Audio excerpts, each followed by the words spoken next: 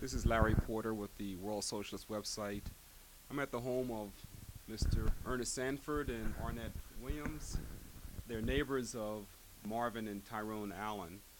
Um, Mr. Sanford, what was your feeling about the fire that took place in January? Well, I think it was unnecessary either, because they didn't have any heat. And they say there was a space heater that set the fire, started the fire on the first floor. And it did burn the house and lost three people's lives in that house by not having, and they didn't have electricity because they turned them down or something. The lady tried to get it. I don't know exactly when or what, but they wouldn't give it to her for some reason. I don't know. Lost their life without living, without utility, which they should have had it.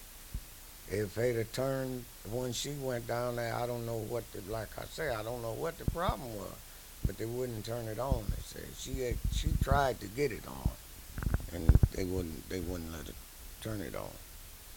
So they went, they just did what the next best thing. They just went, got any way to get some heat. Yeah, and living in a house with no heat is a real problem. Michigan winters. Right. In a big house like that. And there's other people losing their lives too, like that. You'd be surprised that the people are all stealing it all, what they call electricity and lights and stuff. And people on, and like to me, they be taking advantage of people too that's handicapped. But I do know from me, hey, it's hard to keep it on. It's hard to keep it on if you ain't got the sufficient income or some help. You in trouble. I'm speaking to Miss Dorothy Jenkins. Miss Jenkins, how did you know Marvin and Tyrone Allen? From living across the street. I live on the corner and they live down about 5 houses from me. So you live right across the street. Across the street. Hmm. And what was your feeling about what happened with this fire? It hurt. It hurt very bad to know that they would cut off and not let them have utility. And they were both invalids almost. One couldn't help the other.